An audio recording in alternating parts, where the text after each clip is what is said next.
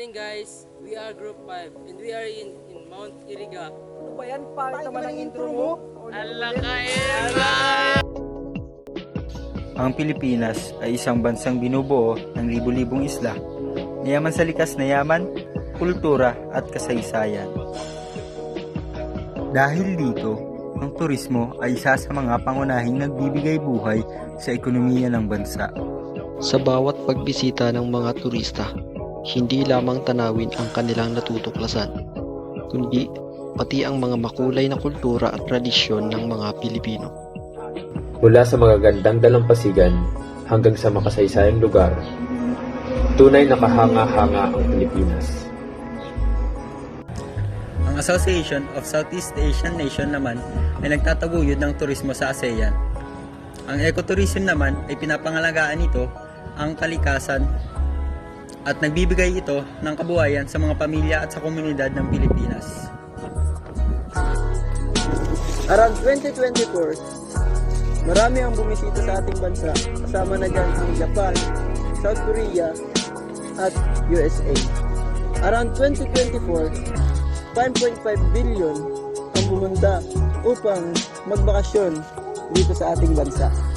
Ang pinaka-top destination dito sa ating bansa, una na dyan ang Boracay, Siargao Islands, Palawan, and kasama pa dyan ang Baguio City and Palawan.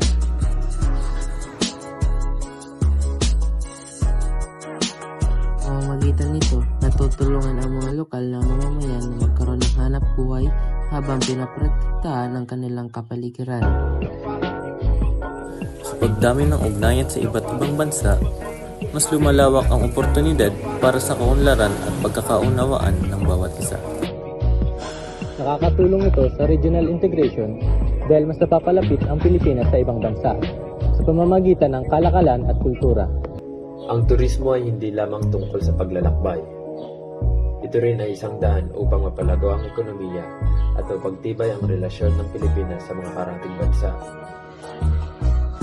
Sa patuloy na pag-unlad ng turismo, pakikipag-ugnayan sa rehiyon, ang Pilipinas ay nananatiling bukas sa mundo, handang ipakita ang ganda, yaman at puso ng bawat Pilipino.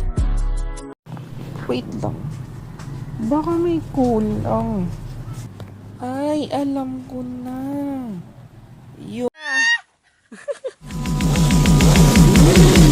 Un aplauso para mami y papi, porque en verdad rompieron.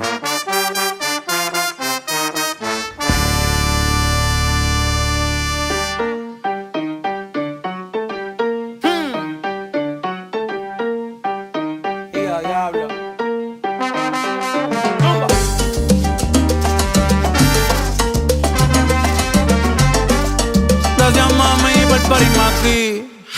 Ey, el mejor de la nueva porque me crié en la vieja. Gracias a mami y papi por todos los jalos en oreja. Nunca me han visto en la calle ni en los podcasts dando queja. Tratan de medir fuerza y no pueden ni en pareja. Calle sol, calle luna, estrella en la noche oscura. Yo no canto reggae, pero sí cultura de borinco en PR. Archipiélago perfecto, en el mundo entero ya conocen mi dialecto, mi jerga.